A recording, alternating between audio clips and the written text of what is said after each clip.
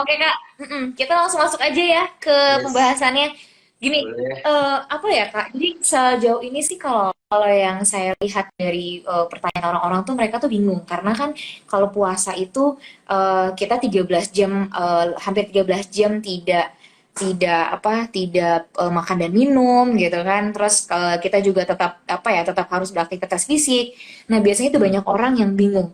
Ini tuh kayak harus makan apa sih, harus konsumsi apa sih yang boleh dan tidak boleh, misalnya seperti itu. Nah, langsung ke eh, pembahasannya nih Kak. Yang pertama, boleh nggak sih Kak kasih gambaran gimana sih pembagian porsi antara buka dengan sahur? Karena kan biasanya kalau kita bangun tidur tuh mood untuk makan agak ini ya, agak aduh males makan gitu kan misalnya, terus pas buka puasa karena merasa sahurnya tidak makan cukup akhirnya semua banyak makanan yang masuk tanpa memikirkan bahwa kita lagi bahasanya kita nih lagi kan selama berpuasa. Boleh nggak Kak, kasih gambaran gimana sih porsinya yang bagus itu? Oke, jadi yang pertama, memang pengaturan pola makan saat puasa ini agak gampang-gampang susah ya, Kak, ya. Jadi yang biasanya kita waktu nggak puasa itu kan bisa makan sampai 3 kali, terus belum ada snacknya juga Mm-mm. mungkin 2 sampai 3 kali. Mm-mm. Nah, ketika puasa, jam makannya dibatasin, jadi hanya boleh makan sekitar ada waktu singkat ya, 2 kali lah tambah snack 1 kali mungkin ya. Jadi Mm-mm. proses ini perbedaan waktu ini juga perlu adaptasi. Jadi untuk teman-teman yang mungkin nggak biasa bangun pagi langsung makan, ya memang perlu proses adaptasi dan biasanya adaptasi ini berlangsung kurang lebih sih sekitar seminggu ya, beda-beda tiap orang tapi pada umumnya seminggu. Jadi seminggu awal itu pasti kayak merasa harus adaptasi dulu, kemudian siang hari yang biasa makan jadi akan jadi lapar karena hormon grelin juga kan jam-jam kita makan ya. Betul. Hormon grelin itu hormon lapar ya. Jadi ketika siang hari waktunya makan biasanya jam 12 siang, maka hormon grelin sudah kebiasaan keluar jam segitu, makanya lapar. Jadi seminggu pertama perlu adaptasi. Nah, Betul. terkait pembagian porsi makan Mhm. sendiri, eh, Mhm. yang penting adalah apa ya? Yang penting yang pertama adalah anjuran dari Kementerian Kesehatan terkait konsumsi sayur dan buah itu kalau bisa tetap dipenuhi. Jadi anjurannya kalau di Kemenkes Oke. itu kan 3 sampai 5 porsi per hari ya sayur dan buah-buahan 2 sampai 3 porsi ya.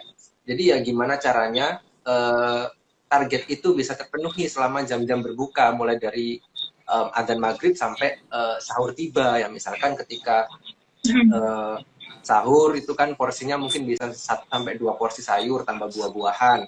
Terus kalau berbuka juga 1 sampai 2 porsi sayur dan juga buah-buahan ya itu.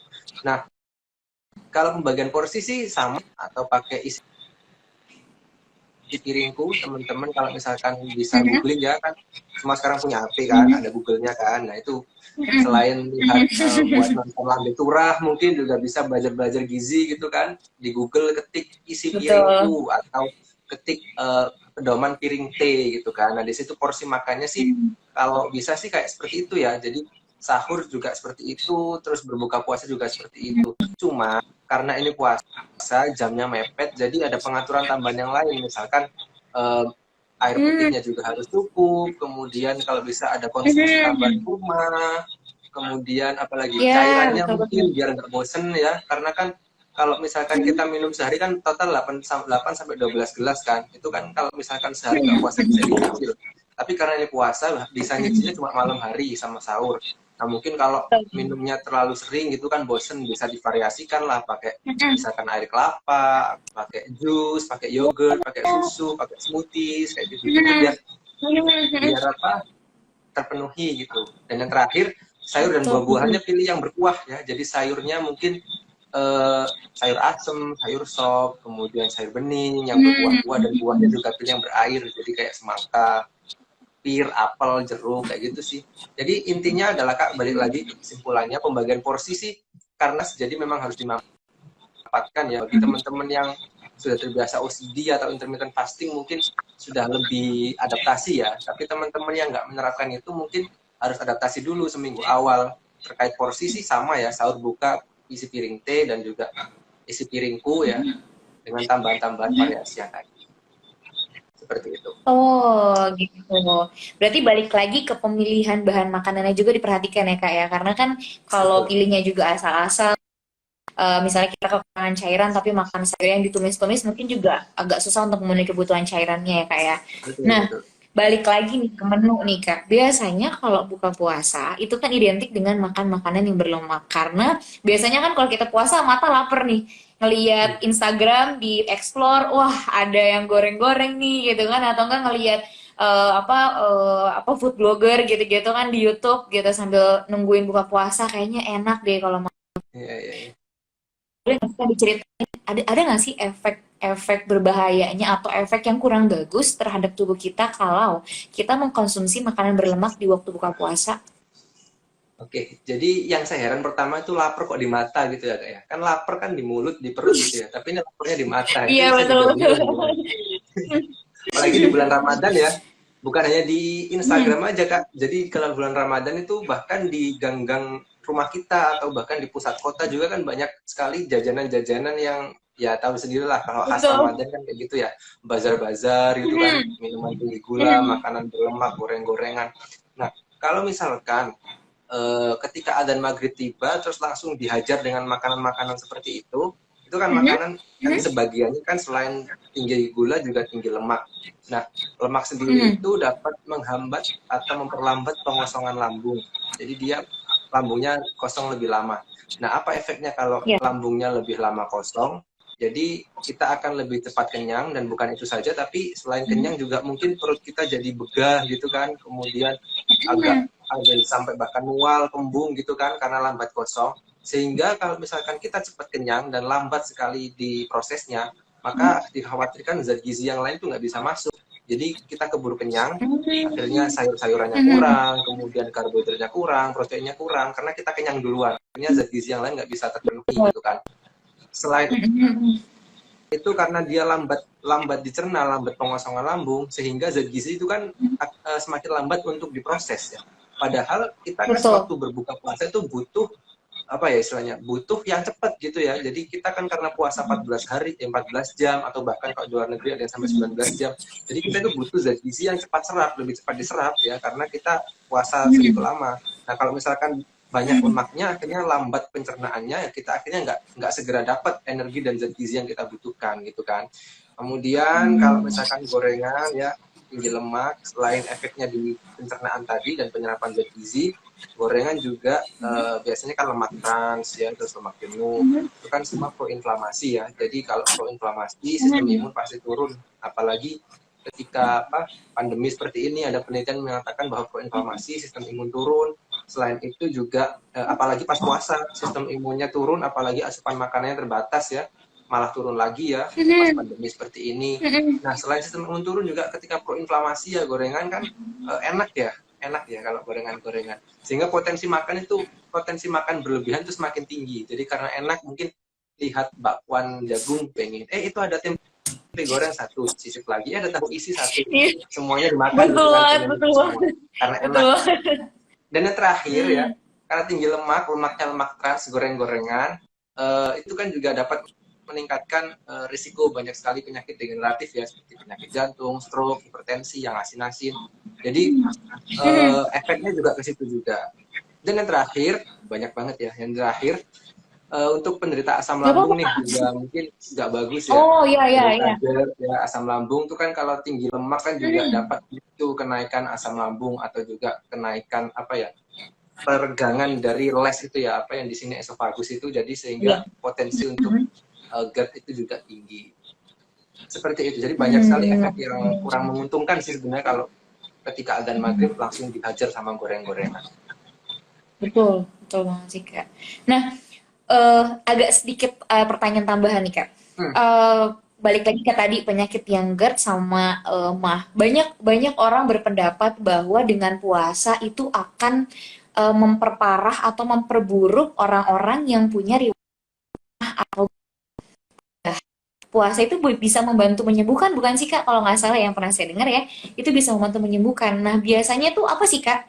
Selain selain apa ya? Selain gorengan ataupun hal-hal lain, ada nggak yang bisa memperburuk atau apa ya, menimbulkan kekambuhan bagi bagi mereka yang menderita penyakit MAH atau GERD di bulan puasa, yang apa ya istilahnya, pola makan gimana sih yang istilahnya bisa memperburuk keadaan mereka tuh, Kak?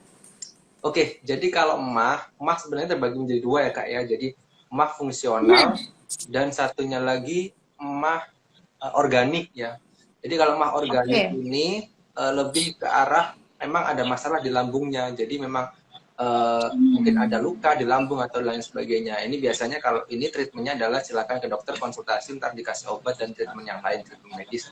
Tapi kalau emahnya emah fungsional, ini biasanya lebih dikaitkan dengan gaya hidup seseorang ya. Jadi kebanyakan makanan Oke. terlalu pedas, terlalu asam, terlalu goreng-gorengan ya, kemudian merokok, stres dan lain sebagainya. Begitu juga dengan GERD. GERD juga lebih banyak disebabkan oleh faktor gaya hidup juga ya, merokok, alkohol, kemudian makanan berlemak ya, makan terlalu banyak dalam satu kali waktu. Jadi kalau yang fungsional atau yang gara-gara lifestyle, sebenarnya ini justru malah penelitian menyatakan tidak ada efek negatif antara puasa dan kemahnya tadi. Justru kalau misalkan mahnya fungsional ya, karena pola makan dan gaya hidup yang kurang teratur tadi, bisa malah diringankan gejalanya dengan puasa ya. Karena ketika puasa kan otomatis selama 14 jam kita nggak makan nih. Jadi kita ngurangin gorengan kan, terus kita jadi ngurangin makanan yang pedas, kita jadi Betul, nggak betul. minum alkohol, nggak ngerokok. Jadi itu bisa memperbaiki gejala-gejala mah.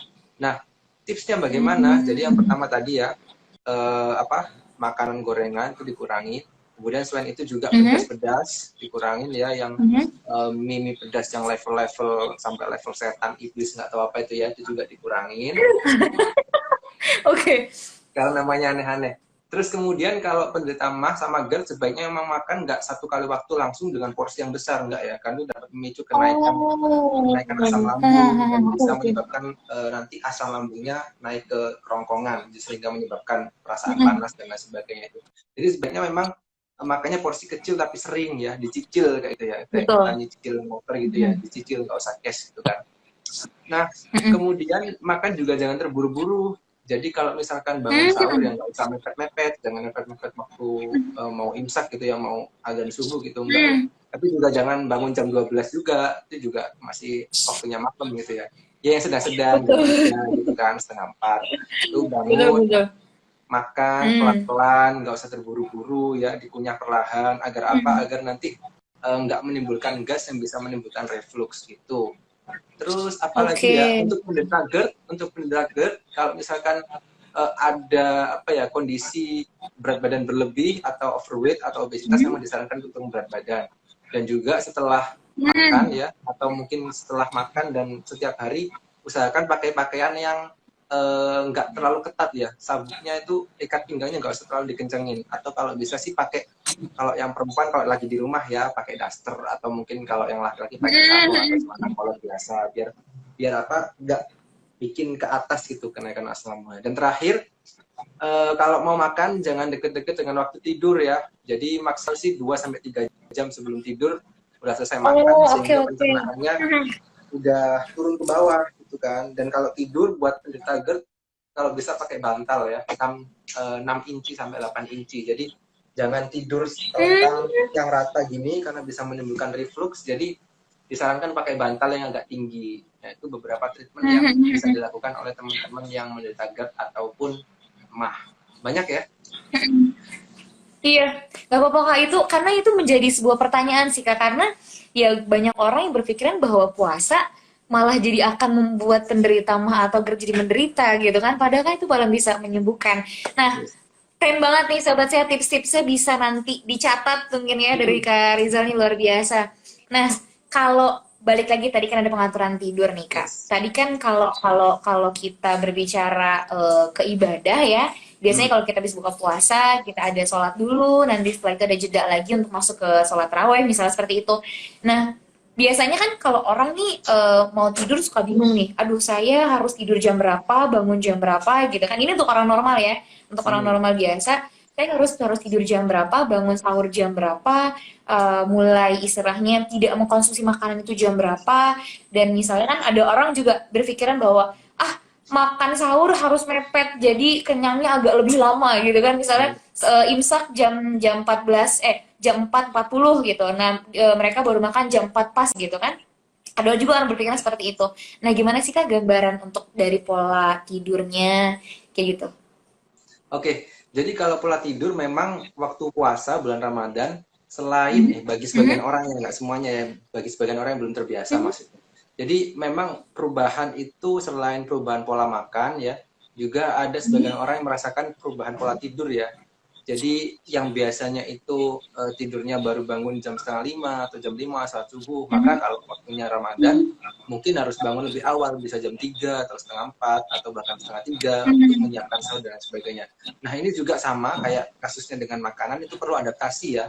Jadi ya Ya. sama seminggu lah, adaptasi awal pertama pasti kayak energi itu kayak apa ya, kayak kurang gitu, kayak kurang berenergi karena emang pola tidurnya jadi berubah dan lain sebagainya, ibarat orang jet lag.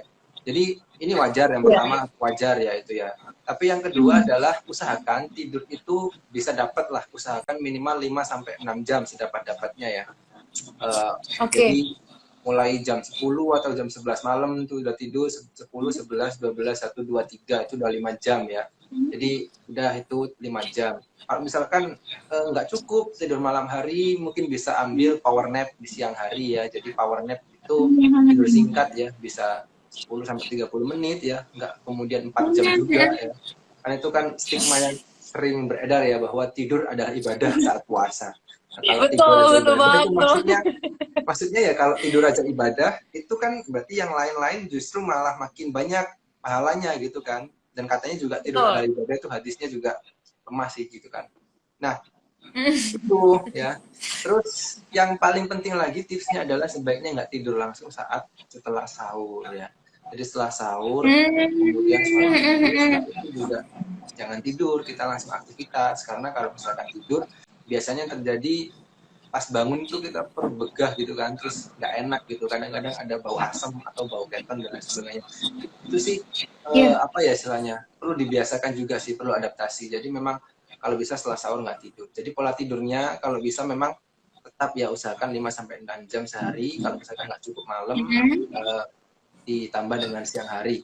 Nah, tapi kasus ini adalah kasus untuk apa ya istilahnya, untuk orang normal ya. Tapi kan kadang-kadang Iya. bagi sebagian orang itu ada yang memang bulan Ramadan ini pengen apa ya istilahnya, pengen ngejar ibadah gitu kan, akhirnya malam hari ibadah. Mhm. Nah, kalau misalkan ibadah, memang malam hari itu ibadah, ya memang ya nggak mau gimana ya, mau nggak mau menyalahkan juga, maksudnya prioritas sih memang, kalau Mhm. memang ibadah ya prioritas gitu kan. Cuma kalau misalkan Betul. malam nggak tidur terus juga nggak ibadah, itu yang kemudian ya perlu dipertanyakan ya. Kita tidur daripada begadang tapi nggak ibadah ya tidur. Tapi kalau misalkan mau Betul, ibadah betul kita banget, nggak bisa betul maksa banget. ya. Itu kan Mhm. ranah yang lain gitu kan. Kita berbicara di sisi kesehatan. Teman-teman tahu sendiri Betul, aku betul. seperti itu. Betul, betul banget sih. Nah, bagus nih teman-teman. Jadi kita ada mulai gambaran. Tadi sih yang saya garis bawahin adalah habis sahur tidak boleh tidur. Karena ya itu balik lagi ya, ada efek-efek tertentu yang akan ditimbulkan seperti itu. Nah, Kak, biasanya kalau kita puasa, kan kita nggak minum nih seharian. Otomatis kan tubuh akan apa ya berisiko tinggi untuk bisa mengalami dehidrasi. Bahkan ada beberapa orang bilang puasa itu pasti kena dehidrasi, pasti kena dehidrasi. Nah, untuk mengatasi dehidrasi itu, apa sih Kak tips-tips yang bisa kita lakukan? Misalnya di sahur harus mengkonsumsi berapa gelas, atau nanti pas buka puasa boleh mengkonsumsi misalnya air putih 2 gelas, habis itu misalnya mau minum jus buah juga boleh. Atau ada orang yang misalnya punya kebiasaan minum teh atau kopi saat berbuka, kan mereka juga akan mengatakan bahwa saya sudah minum air gitu kan. Nah, itu gimana Kak kalau pengaturannya? Oke, jadi yang pertama usahakan tetap target ya. Target kita 8 sampai 12 gelas per hari. Kalau bisa itu Mhm. fix, nggak perlu Mhm. diotak-atik lagi itu kan. Nah, 8 sampai Oh, 12 oke. gelas per hari itu ya gimana caranya kita atur biar waktu boleh-bolehnya makan itu kita bisa terpenuhi gitu kan. Contohnya misalkan nih Mhm. kalau saya biasanya satu satu gelas ya bangun tidur saat Mhm. sahur, udah satu gelas. Mhm. Kemudian dua, satu gelas setelah makan sahur. Tiga, satu gelas sebelum imsak atau sebelum adzan subuh ya. Tiga, udah tiga. Jadi sahur minimal saya dapat 3 gelas. Kemudian Mhm. waktu adzan maghrib satu lagi, empat. Kemudian sebelum sebelum Mhm. apa? Sebelum ikomat ya, habis Habis azan kan minum, kemudian makan kurma. Sebelum iqomat lagi 1, 5. Kemudian Oke. nanti setelah makan besar ya, setelah azan maghrib, setelah saat maghrib kan kita makan. Setelah makan minum lagi 1 gelas, 6. Kemudian sebelum tarawih 1 lagi, 7. Kemudian setelah tarawih lagi 8 ya. Kemudian setelah tidur bisa tambah 2 sampai 3 gelas. Jadi dibagi aja, dicicil semaksimal mungkin, seoptimal mungkin gimana caranya ketika jam-jam berbuka itu kita bisa memenuhi air. Itu yang pertama. Kemudian yang kedua, selain dengan penggunaan air putih biasa, teman-teman tadi kita sudah sampaikan di awal, pakai penerapan usahakan pakai sayur-sayuran yang berkuah ya. Jadi sop, sayur Oke. asem, sayur bening itu penting ya, karena bisa menambah asupan cairan kita. Kemudian juga pakai Betul. buah yang berair ya, buah semangka, buah melon, buah belewah, apel, pir, jeruk, dan lain sebagainya. Itu yang ketiga tipsnya. Kemudian yang keempat, kurangi makanan asin atau tinggi garam ya. Karena makan asin bisa menyebabkan retensi cairan sehingga kita bisa cepat haus, dehidrasi di siang hari. Itu yang penting. Kemudian yang terakhir ya, kalau misalkan siang hari usahakan jangan di tempat-tempat, kalau bisa ya jangan di tempat-tempat yang panas yang dapat menyebabkan peningkatan keringat ya, kecuali memang kerjanya dituntut seperti itu sih. Cuma kan kita meminimalisir ya, bukan berarti nggak boleh ya. Nabi Muhammad dulu kan waktu Ramadan juga malah perang Badar ya, juga nggak masalah gitu kan. Tapi kan kalau bisa potensi-potensi itu dikurangi kalau nggak perlu, seperti itu. Itu sih. Yang terakhir Oh, masalah kopi dan masalah teh ya. Jadi memang banyak yang mengatakan seperti itu ya, karena adanya efek betul. kafein, jadi bersifat diuretik ya. Tapi kalau yang saya baca penelitiannya yang terbaru-terbaru itu justru kalau misalkan orang itu sudah terbiasa konsumsi kopi dalam jumlah yang cukup, yang misalkan 1-4 gelas per hari, kemudian dia meneruskan kebiasaan itu selama puasa, sebenarnya efek diuretiknya ini nggak terlalu signifikan seperti itu. Berbeda lagi kasusnya kalau Oh. konsumsinya berlebihan. Yang pertama ya, konsumsinya misalkan lebih dari 3 gelas per hari, itu bisa menyebabkan diuretik. Kedua, orang itu belum terbiasa minum kopi, tapi tiba-tiba ketika puasa dia pengen nyoba minum kopi, itu juga beresiko untuk diuretik. Tapi kalau orang Oke, biasa oke. minum normal, karena dia efeknya mungkin sudah mulai turun ya, jadi nggak masalah sih. Seperti itu. Oke, oke. Nih, Kak, sambil melanjutkan karena kita masih Oke. bahas kopi. Eh, izin bertanya nih, ada yang tanya dari Mega Ayu PW. Biasanya anjuran minum air putih 8 gelas air putih per hari. Teh Mm-mm. atau es batu, apakah termasuk cairan yang dimaksud? Katanya. Oke. Nah itu sih Kak. Tadi juga ada sebenarnya di atas. Kalau misalnya minum kopi pas buka puasa, itu tuh maksudnya apa ya? Kita bisa hitung. Misalkan tadi Kakak jelasin kan, kalau kita minum 1 gelas, misalnya pas buka puasa itu terhitung 1 gelas. Nah kalau pas buka puasa itu minumnya kopi, terhitungkah 1 gelas itu? Ya, sebenarnya terhitung, tapi saya kurang menyarankan ya bangun. Saya kurang menyarankan kalau misalkan buka puasa langsung minum kopi ya. Karena ya kita butuh yang cepat gitu kan, bisa pakai air putih biasa dulu untuk cepat merehidrasi ya, dan juga kurma atau buah gitu kan. Kopinya nanti aja gitu kan, mungkin setelah saat maghrib atau apa. Terus kemudian juga jangan Oke, terlalu dekat dengan waktu tidur juga sih konsumsi kopi ya. Karena bagi sebagian betul, orang kan bisa betul. bikin susah tidur ya. Jadi memang sebenarnya agak tricky mengatur konsumsi atau minum kopi selama bulan puasa gitu kan. Kita biasanya maghrib Oke, minum kopi, ntar khawatirnya jadi susah tidur nanti kan, bagi sebagian orang yang belum terbiasa ya. betul. Terus kemudian juga apa ya, kalau misalkan diminum saat sahur juga mungkin bisa, tapi ya sebaiknya dikurang-kurangin lah sebenarnya konsumsi kopi ya, terutama saat puasa. Kalau di bulan puasa lah boleh lah misalkan balik lagi ke 1-4 cup. Terhitung sih, tapi kurang Oke. disarankan. Oke, oke. Berarti lebih baik memang konsumsi air putih dulu ya. Nah, pas Yes. banget nih. Tadi kakak agak mundur. Tadi ada yang komen, Kak Rizal mau lihat lebih jelas katanya. Oke, oke, mungkin posisinya bisa agak lebih mundur kak. Mereka mau lihat kakak lebih jelas gitu. Oke. Oke, lanjut nih kak ke pembahasannya. Dan Jadi takut kan nggak dengar kalau terlalu jauh. sebenarnya pas udah aman kok kak. Yang penting Oh, mukanya kelihatan katanya tadi. Mungkin penasaran kali ya orang-orang yang udah follow kakak dari lama pengen lihat langsung seperti apa. Kak ganteng kok, sahabat sehat. Yang penasaran bisa follow Instagramnya ya kak ya. Oke, nah lanjut nih kak.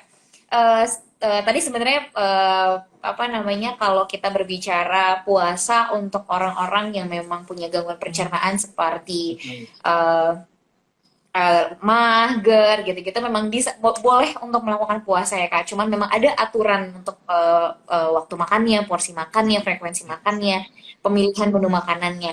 Nah, kalau kita boleh nggak sih Kak kasih sedikit aja gambaran secara garis besar kalau puasa untuk orang-orang yang punya riwayat penyakit degeneratif. Contohnya uh, diabetes deh, kita ambil contoh Oke. diabetes karena kan orang-orang diabetes itu apa ya rasa laparnya mereka akan lebih sering dibanding kita yang normal gitu loh. Gimana mengatasi itu bagi mereka yang memang ingin tetap berpuasa dengan optimal tapi tidak menimbulkan masalah kesehatan yang lainnya.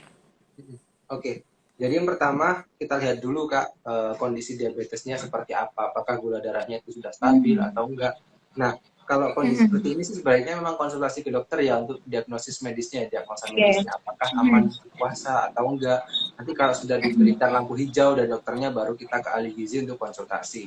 Nah, intinya kalau Oke. misalkan diabetes sih pegang teguh sama ini aja apa prinsip 3J itu, jadi jadwal, jumlah, dan jenis. Nah, karena jadwal udah nggak bisa Hmm. diotak-atikkan, jadwal ini bahkan kita udah skip lah, karena emang puasa kan nggak bisa ya kita kemudian memaksa harus 3 kali dan snack untuk menjaga kadar gula darah, nggak Betul. bisa. Berarti kita upayakan yang jumlah dan jenisnya. Nah, terkait jumlah Hmm. ini juga disesuaikan dengan kebutuhan kalorinya ya. Misalkan kalau teman-teman yang Hmm. diabetes pasti yang sering konsultasi ke rumah sakit atau ke puskesmas pasti sudah familiar lah dengan ahli gizi bilang karbohidratnya 1P, 2P dan lain sebagainya itu kan. Nah, Betul. ya, Hmm. jadi jumlahnya tetap disesuaikan dengan kebutuhan masing-masing ya. Kalau kebutuhannya misalkan Hmm. sekian kalori, maka karbohidratnya seberapa P dan seberapa P. Terus kemudian kalau jenisnya memang sama sih jenisnya pilih karbohidrat yang kompleks ya. Jadi Oke. mungkin bisa pakai eh, apa ya karbohidrat kompleks itu kan banyak ya kayak contohnya ubi, kemudian kentang, ya, kemudian nasi merah, nasi coklat, ya, nasi hitam. Mungkin nasi putih juga masih boleh, roti putih boleh, tapi diusahakan sayurnya dibanyakin ya, sayur sayur warna-warni lah, sayur hijau, sayur putih, sayur apalagi merah, itu sayurnya dibanyakin dan proteinnya. Jadi selain konsumsi karbohidrat kompleks ya, kemudian mengurangi karbohidrat sederhana, gula dan sebagainya, perlu juga konsumsi cukup sayur-sayuran dan apa ya tadi protein ya. Jadi kalau misalkan mau ngambil makanan nih di piring, jangan nasinya dulu. Biasanya kita kan kebanyakan nasinya dulu yang diambil ya, sehingga nasinya jadi banyak gitu kan. Hmm. Ambil dulu sayur-sayurannya, Hmm. penuhi dulu piring kita dengan sayur-sayuran ya. Setelah itu baru sisanya isi dengan nasi ya, kemudian isi dengan protein dulu ya, baru isi dengan nasi. Jadi harapannya dengan banyaknya serat ya, banyaknya sayur-sayuran, banyaknya protein, itu kita bisa kenyang lebih lama, gula darah lebih stabil ya, kemudian sehingga membuat diabetes kita lebih terkontrol. Dan jangan lupa sih selain itu juga tetap rutin cek gula darah ya, dan juga cek gejala-gejala klinis ya, misalkan periangan kah, atau mungkin jadi lebih lemes kah, atau apa itu juga selalu dipantau gitu ya, sehingga kita bisa tahu gitu gejala awal sebelum terjadi apa-apa. Yang penting dapat lampu hijau dulu Hmm. tadi dari dokter, kemudian baru kita atur pola Betul makannya betul. dengan 3G seperti itu. Oke. Berarti sebenarnya memang membutuhkan beberapa peraturan atau pengaturan ya Kak ya. Nah itu harus diperhatikan. Nah kita mulai jawab. Ini rame banget sih Kak dari tadi. Yang Oh, saya lihat nih pada kasih love banyak banget. Nih, kayaknya fansnya Kak Rizal banyak banget deh. nah ini Aduh apa saya jadi buzzer minder. itu buzzer itu kayaknya. Enggak, enggak Gak ya. apa-apa Kak. Mungkin mereka apa namanya? Mereka ini apa ngefans sama Kak Rizal dari lama. Terus senang kali ya ngelihat Kak langsung seperti apa. Nah, kita mulai dari mana nih? Nih, maaf izin bertanya Kak dari Angelina Putri 03. Oke. Kalau semisal buka puasa langsung minum es kopi, apakah asam lambung akan naik ya Kak? Apakah ada efek sampingnya Kak? Terima kasih Kak. Salam dari Bali katanya Kak. Oke, Wah, salam dari fansnya Bali. sampai Bali loh, luar biasa. Oke, jadi Gimana tuh memang Kak? ya kopi ini ya ini tadi yang saya mungkin juga kelewatan ya. Jadi memang sih kopi itu bagi sebagian orang memang juga dapat meningkatkan asam lambung juga ya. Jadi memang Ah, oke. disarankan memang jangan dulu ya, jangan dalam keadaan perut kosong kita langsung minum kopi ya, karena efeknya itu asam lambung juga. Jadi saran sih memang setelah makan utama ya. Jadi sebelum tarawih, setelah makan utama atau juga nanti setelah tarawih. Jadi memang kopi, alkohol, itu minuman-minuman bersoda itu adalah beberapa minuman yang dapat memicu kenaikan asam lambung. Jadi memang dikurangi. Saya juga punya pengalaman pribadi nih. Jadi ketika itu saya puasa, ya, puasa sunnah ya, kalau nggak salah hari Kamis kalau nggak salah. Setelah itu waktu menjelang maghrib itu kita nongkrong di kopi, di warung kopi biasalah, anak-anak muda gitu kan, ngafe gitu kan. Saya pesen americano, kan keras tuh, americano kan kafeinnya tinggi banget tuh. Habis itu adzan maghrib langsung minum itu, saya langsung malamnya KO. Jadi apa, belum makan langsung minum itu, setelah sholat isya itu langsung kayak asam lambungnya naik, kemudian pusing ya, terus jantung, tangan semua tremor, bergetar tuh sampai 4 jam, 4 jam sampai jam 12, tremor terus jantung detak-detak itu. Jadi memang sebaiknya sih kopi ya diminum setelah makan aja lah. Kalau misalkan waktu adzan berbuka, air putih dulu. Jadi skip dulu kopinya, nanti setelah makan baru boleh. Jadi Oke, berarti kalau mau minum kopi untuk orang yang tidak terbiasa, mungkin akan menimbulkan masalah kesehatan. Tapi kalau misalnya untuk orang yang biasa, mungkin buat mereka ya enjoy aja gitu kan, buka puasa minum kopi. Terbiasa itu juga, yang terbiasa minum kopi mungkin kopinya yang kopi sasetan mungkin ya, di rumah tangga ya. Jadi memang kafeinnya nggak terlalu tinggi, jadi nggak masalah. Tapi kalau misalkan minum kopinya yang keras, kafeinnya tinggi kayak americano, mungkin juga mereka yang terbiasa juga nggak kuat ya. Jadi memang sebaiknya sih, saran saya memang berbuka puasa air putih dulu lah, jangan langsung pakai kopi lah. Oke. Nah, ada lagi nih fansnya nih Kak. Kita agak bercanda sedikit ya. Fansnya bilang, fans Karizal di kulum, dikunyah-kunyah, assalamualaikum semuanya katanya. Oke, nggak, gue itu cuma bercanda aja sih. Itu tadi ada di bagian bawah. Nah, lanjut nih Kak ke apa ya namanya?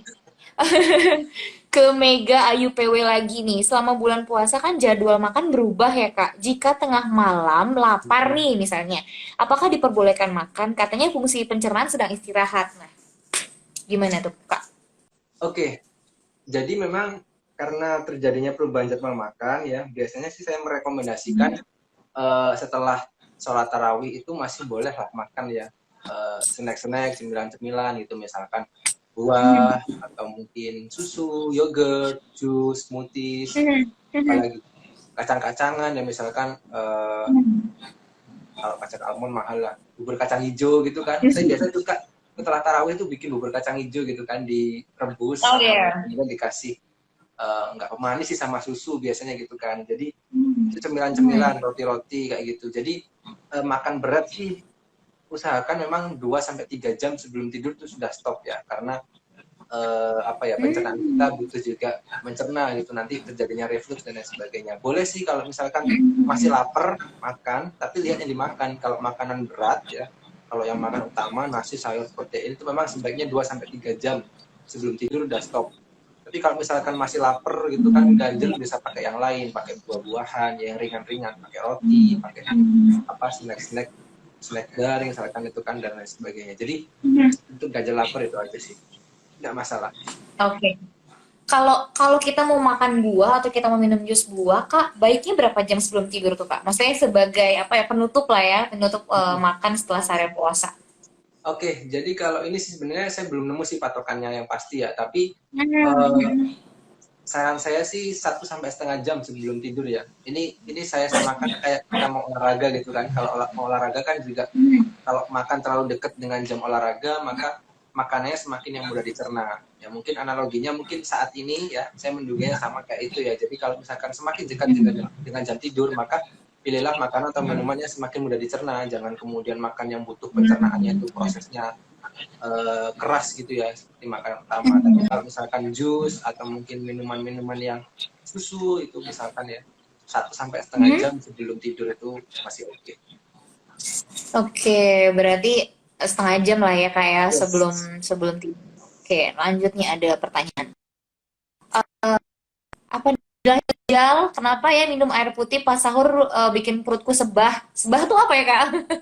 Bahasanya sebah katanya. Kenapa minum air putih sebelum bikin sebah katanya? Sebah itu apa ya? Coba saya cari dulu, bentar. Perut seperti kembung bukan Kak? Begah, kembung gitu kali ya? Kembung ya? mungkin ya. Nah, ini faktornya banyak sih, ya. Faktornya banyak. Mungkin bukan hanya karena penyebabnya bukan hanya karena minum air putihnya, tapi mungkin ada penyebab yang lain. Misalkan tadi ada memang gangguan di lambungnya, atau mungkin malam Oke. harinya itu makanannya yang atau kunyahnya kurang kurang apa kurang lama sehingga menimbulkan gas di dalam perut ya. Jadi kan kalau misalkan makan terburu-buru, gasnya banyak yang ikut masuk, kemudian jadi kembung di lambung kayak gitu. Atau mungkin ada makanan-makanan tertentu ya, misalkan kubis atau mungkin apa istilahnya makanan yang menyebabkan flatulen itu juga bisa menyebabkan begah ya atau apa tadi namanya sebah ya. Sebah. Ya. Jadi sebenarnya faktor dari perut sebah ini banyak, kita nggak bisa, atau mungkin tadi siapa yang bertanya ya, mbaknya sudah meneliti atau mengecek ya setiap selalu bangun tidur minum air putih langsung sebah, kemudian faktor yang lain misalkan sebelum tidur makanan-makanan yang lain sudah dicek, sudah dieliminasi bahwa sudah gonta-ganti makanannya, tapi apakah juga masih sebah atau mungkin karena faktor hormonal dan sebagainya. Jadi sebenarnya multifaktorial ya, dan kita belum bisa memastikan apakah itu gara-gara air putihnya. Jadi memang harus di apa istilahnya, di assessment atau ditanyain lebih dalam makanannya apa aja sebelum tidur dan sebagainya. Oke, mungkin butuh observasi lanjutan mungkin ya terkait dengan apakah karena air putihnya atau memang karena tubuhnya dia sendiri. Oke. Nah, tadi ada juga yang reply lagi nih, mantap Coach Rizal katanya. Nah, lanjut dari Nonik. Kalau selama puasa olahraga menjelang tidur malam itu gimana Coach? Oke, ini sekalian saya jawab ya. Tadi saya ada nemu pertanyaan olahraga yang baik saat puasa itu seperti apa. Sekalian gitu kan, sekalian jelasin.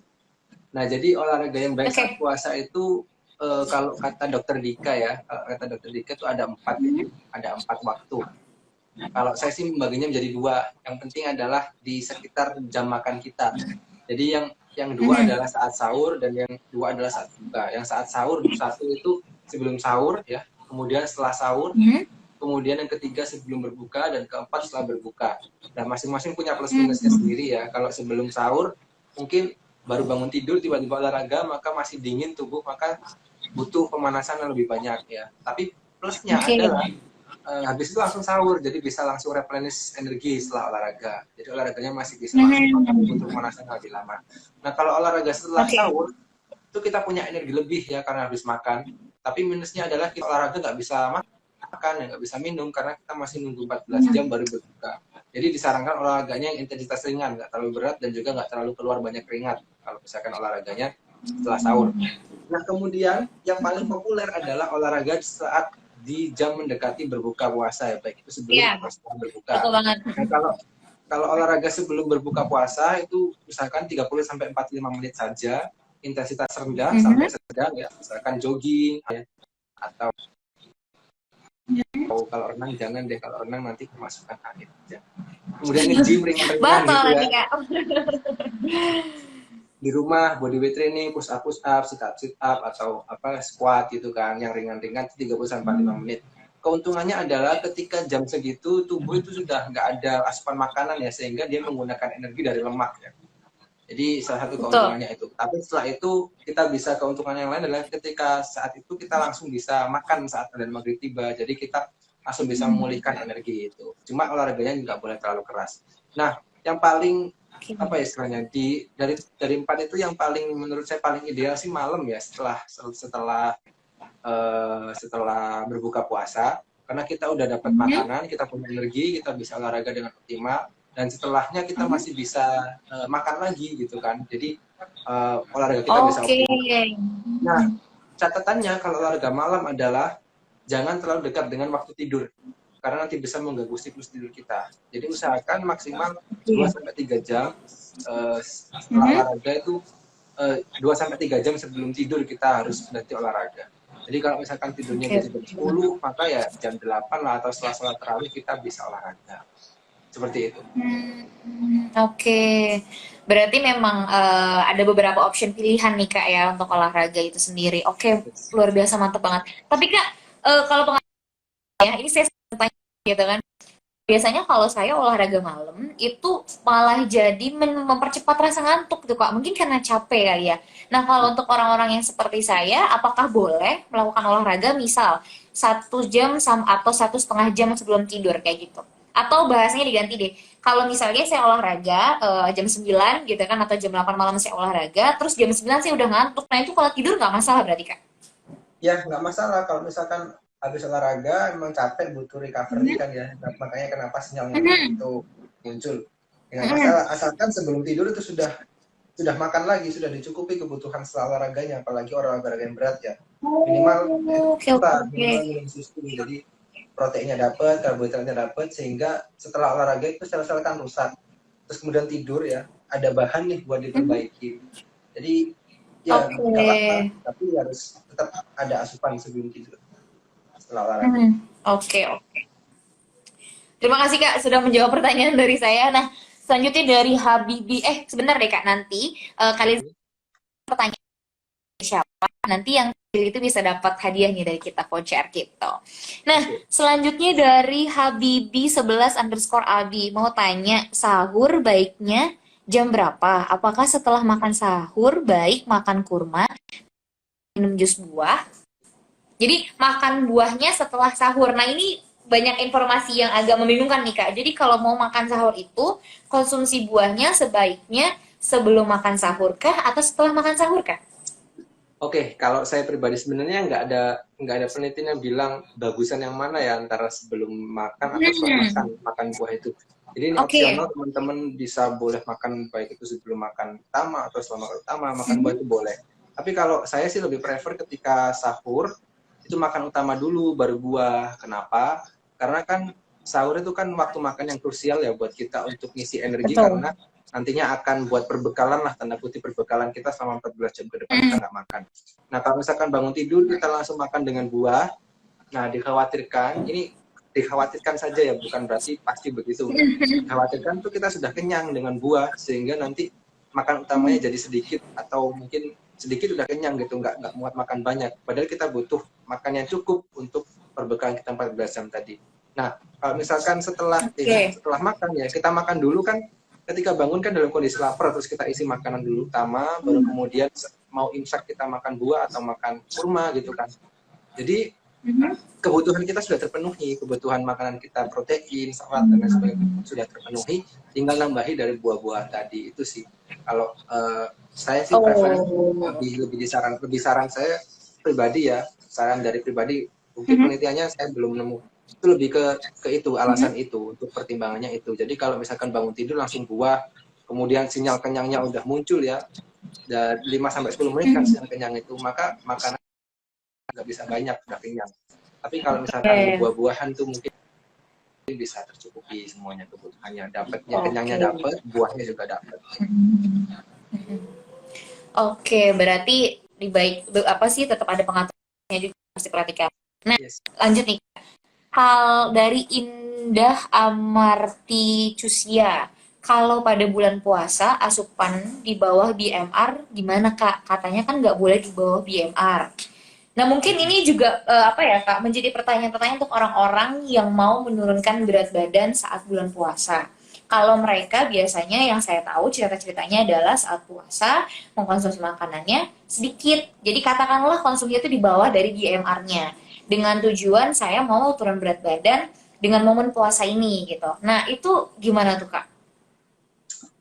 Dalam kondisi apapun dan bagaimanapun dan situasi Mhm. yang bagaimanapun, saya tidak Mhm. menyarankan makan di bawah BMR ya. Karena berarti kalau misalkan makan di bawah Oh, oke. BMR, ibaratkan kita itu Mhm. apa ya? Ibaratkan kita itu setiap bulannya itu kan kita rumah tangga misalkan 5 juta. Tapi kita Mhm. cuma dapat pemasukan 2 juta ya. Sisanya 3 juta ini dari Mhm. mana? Ngutang gitu kan. Ngutang sana sini gali lubang tutup lubang. Nah, kita dapatnya dari mana? Yang pertama mungkin dia dapat dari lemak, tapi apakah itu menjamin yang keluar itu dari lemak aja? Apakah nggak kemudian Oke. merusak organ-organ yang lain misalkan? Kalau misalkan ibarat kita kan rumah Mhm. pengeluaran kita 5 juta nih per bulan, tapi masukan kita 2 juta. Bisa jadi ntar kemudian karena nggak cukup duitnya kita jual kulkas kita, ya kita jual motor kita jual Mhm. jendela kita gitu kan. Nah, mungkin juga itu yang terjadi dalam tubuh kita gitu kan. Akhirnya semuanya, pintu-pintu kita ya, pintu, jendela semuanya nggak ada, punya kopong gitu kan. Nah, dikhawatirkan seperti itu kalau misalkan makan di bawah BMR. Jadi dalam kondisi apapun saya tidak pernah menyarankan makan di bawah BMR. Apalagi ini Oke. kondisinya adalah bulan Ramadan ya, 1 bulan penuh 30 hari gitu kan. Jadi kalau di bawah BMR terus malah nanti khawatirnya malah jadinya nggak sehat, malah terjadi gangguan kesehatan yang lain. Kecuali kalau misalkan penelitian-penelitian itu ada sebagian mengatakan misalkan pakai metode intermittent fasting atau alternative fasting atau kayak puasa Daud gitu ya. Jadi 2 Iya. hari seminggu atau puasa Daud gitu kan, alternative fasting. Itu bisa mungkin pakai 1 hari waktu puasa itu mungkin makan bisa sampai di bawah BMR, tapi kan itu tertutupi dengan Oke. hari besoknya. Besoknya makannya tetap normal sehingga total rata-rata dalam seminggunya itu tetap sama, nggak sampai di bawah BMR. Tapi ini kan sampai sebulan Oke. kalau bukan Ramadan. Jadi kalau sebulan di bawah BMR Betul. terus ya nggak tahu nanti yang terjadi seperti apa dalam tubuh kita. Seperti itu. Oke. Nah, tidak disarankan karena memang BMR itu seperti apa ya, kebutuhan pokok tubuh kita untuk menjalankan fungsi-fungsinya ya Kak ya. Oh, Yes, oh. betul. Oke, sudah cukup menjawab nih. Tapi nih Kak, pertanyaan agak tambahan nih. Tapi kalau misalnya saya selama bulan Ramadan ini mau menjadikan momen ini adalah untuk menurunkan berat badan saya. Nah, setidaknya saya mencapai ideal gitu kan. Karena kan apa ya, buat cewek-cewek pipinya gendut sedikit udah mikir harus diet nih, harus menurunkan berat badan nih. Nah, ketemu momen puasa di mana momen ini ada pembatasan waktu makan, otomatis akan dimanfaatkan oleh banyak orang untuk menurunkan berat badan.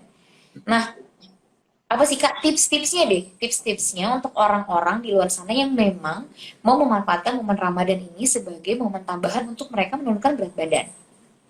Oke, ya nggak apa-apa. Hmm. Berarti kalau misalkan jadikan momen ini sebagai penurunan berat badan, yang pertama saya apresiasi, bagus. Berarti orang-orang itu, kita yang sadar itu berarti sudah sadar bahwa pentingnya memiliki berat badan ideal. Itu kita patut apresiasi. Betul. Nah, yang kedua adalah ya berarti pengaturan pola makannya mulai diatur ya. Tapi bukan berarti kemudian jadi ekstrim gitu kan. Jadi sahur cuma makan kurma sebiji gitu, terus buka puasa juga kurma sebiji, mulai nggak makan juga. Enggak juga, tetap harus Betul. dipenuhi ya. Kebutuhan seratnya dipenuhi, kebutuhan cairannya dipenuhi, sayurnya 3-5 porsi tetap, buahnya 2-3 Oke. porsi protein cukup. Itu yang penting sih.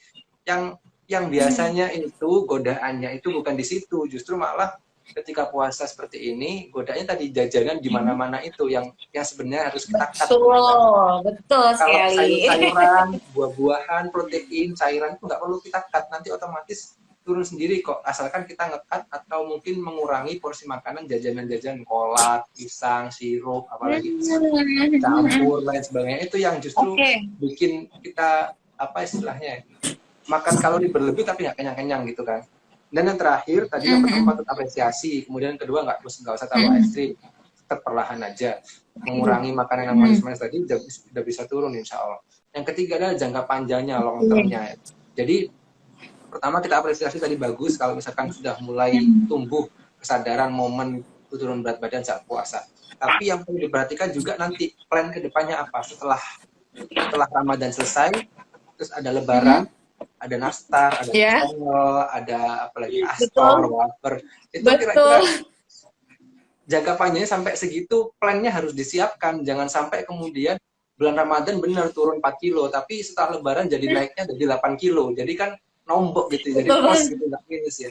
Jadi ya apresiasi, baguslah momen turun berat badan. Tapi teman-teman saya ingin mengingatkan warning juga, plannya nanti setelah bulan Ramadan juga harus direncanakan dengan baik ya. Karena biasanya turun berat badan saat puasa itu gampang sekali ya. Bahkan orang yang nggak niat turun berat Betul. badan itu bisa turun berat badan ya. Karena kadar airnya turun, ya lemaknya juga turun, bahkan ototnya juga turun. Tapi yang susah adalah bahkan melanjutkan setelah Ramadan ya. Karena katakan bahwa mayoritas orang ya itu memang turun berat badan saat Ramadan. Harus 2 minggu setelah Lebaran itu banyak yang naik lagi gitu kan. Jadi sebenarnya tantangannya bukan saat Betul. puasanya, Betul. tapi saat setelah Ramadannya atau setelah Lebaran itu tantangan yang jauh lebih harus dipikirkan dengan matang. Jangka panjangnya Betul jauh lebih. banget. Betul. Jadi mungkin ini bisa pola hidup sehatnya ya Kak ya. Terus dilanjutkan nanti setelah lebarannya dijaga juga, ke depannya juga dijaga juga. Jadi jangan sampai Betul. Ramadan turun, Ramadan ideal, setelah itu naik lagi. Lebaran. Jadi percuma usaha 1 bulan ya Kak ya. Lebaran Nah, jadi jadi ada lebaran. pertanyaan yang iya jadi lebaran bener banget itu biasanya wanita-wanita tuh yang mengalami itu di bulan-bulan lebaran. Nah, mungkin pertanyaan terakhir nih Kak dari Sarji Diana. Mas Rizal, Oke. kenapa ya kalau saya sahur makan nasi plus lauk kok saya jadi lebih lemas daripada kalau saya hanya sayur buah aja nih pas dikonsumsi. Kenapa? Nah, Kenapa? Tadi ini terputus, lebih Kak. ke jadi gini, Mas Rizal, kenapa ya kalau saya sahur makan nasi plus lauk, kok siangnya jadi lemas daripada kalau saya hanya sayur buah gitu maksudnya. Itu lebih ke kalau dari saya ya, adakah masalah tertentu yang dialami atau itu hanya sugesti aja nih Kak? Biasanya Oke. kan sugesti mempengaruhi ya. Jadi kayak istilahnya, aduh kalau saya makan gorengan kenyang gitu kan. Nah akhirnya orang itu makan gorengan, jadi di kepalanya kenyang kenyang kenyang, akhirnya nggak keluar tuh rasa laparnya itu gimana tuh Kak? Oke, dua-duanya sama-sama benar, Kak. Jadi yang pertama, kita perlu cek Hmm. dulu nih, makan nasi sama lauknya itu seberapa banyak komposisinya. Jadi, perlu cek lagi karbohidrat, karena kalau misalkan hanya menyalahkan karbohidrat sebagai biang kita jadi lemas, itu juga kurang tepat juga, karena kita perlu lihat dulu keseluruhan makanannya seperti apa. Jadi memang tips yang tepat adalah Hmm. tadi kita pakai piring teh atau pakai isi piringku atau pakai porsi kepala pasangan, yakin ya. Jadi jangan karbohidratnya, karena memang kalau karbohidratnya yang banyak biasanya gula darah itu naik dengan cepat, apalagi karbohidrat sederhana ya, nasi putih aja karena dikit, minum manis, gula pasir, indeks glikeminya tinggi, bahkan peningkatan peningkatan naik dengan cepat, tapi turunnya juga dengan cepat. Inilah yang nanti menyebabkan kita lemas, kemudian juga cepat merasa Hmm. lapar gitu kan, nggak ada energi Hmm. seperti itu. Nah, solusinya adalah tadi karbohidrat tetap dikonsumsi, tapi porsinya harus diatur ya. Terus sayurnya yang banyak, Hmm. proteinnya yang banyak. Justru kalau misalkan yang perlu dipertanyakan tadi proteinnya, kenapa makan protein jadi lemes? Padahal protein itu salah satu yang bikin kita kenyang lebih lama gitu kan. Ya. Bahkan teman-teman yang menjalankan diet keto misalkan ya, atau mungkin yang rendah karbohidrat itu kan masih konsumsi protein juga dalam jumlah yang Ya. bahkan bisa dikatakan banyak gitu kan, tapi mereka juga merasa nggak lemes ya. Jadi kalau ini langsung Hmm. masuk ke faktor kedua ya, selain karbohidratnya tadi seberapa banyak, adalah yang kedua faktor sugesti mungkin ya. Mungkin itu juga ada benernya ya, karena orang itu kadang-kadang sesuai dengan apa yang dipikirkan gitu kan. Jadi sugestinya kalau saya makan ini jadi lemes, kalau saya belum makan gorengan tuh kayak rasanya nggak kenyang gitu ya. Atau mungkin kalau saya belum makan nasi Betul. tuh kayak belum makan gitu. Padahal dia udah makan roti, makan mie dan lain sebagainya, itu sugesti juga bisa. Jadi perlu dicek dua-duanya. Yang pertama tadi Betul. karbohidratnya seberapa porsinya, dan padu padan dengan yang lain, apakah porsinya sudah tepat, seimbang, sesuai dengan prinsip isi piringku atau piring T. Yang kedua adalah cek lagi sugesti, apakah itu kemudian hanya sugesti atau yang benar-benar seperti itu. Oke. Nah, kalau orang yang apa ya berpikiran bahwa kayaknya kalau nggak minum kopi tuh nggak seger, itu tuh lebih ke sugesti atau memang udah jadi habit Kak? Gimana? Tadi maaf keputus lagi. Terus, nih kalau misalnya ada orang yang punya kebiasaan minum kopi, terus mereka Mm-mm. bilang kalau kayaknya kalau nggak minum kopi tuh nggak seger, atau nggak kayaknya kalau nggak minum kopi tuh agak ada yang aneh nih di dalam tubuhnya. Itu lebih ke kebiasaannya. Emang itu Mm-mm. aja.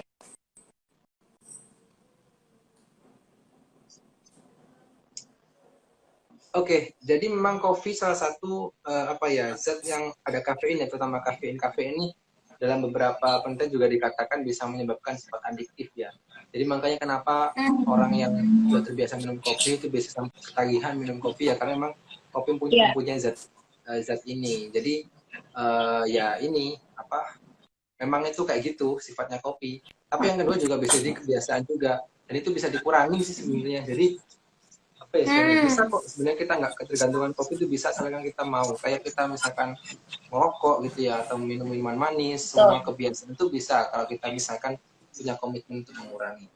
Tapi selama konsumsi kopi itu nggak berlebihan sih, sebenarnya nggak masalah sih Kak. Apalagi juga beberapa penelitian menyatakan bahwa mengonsumsi rutin kopi ya 1 sampai 4 gelas itu justru malah punya efek positif bagi kesehatan. Tapi asalkan perlu diingat yang dikonsumsi kopi yang seperti apa. Apakah kopi hitam yang pahit itu yang paling bagus ya? Ataukah kopi ditambah susu, tambah creamer, tambah gula, tambah latte, itu kan yang nggak bagus itu. Jadi kopinya juga dipilih-pilih kopi yang seperti apa. Seperti itu. Oke.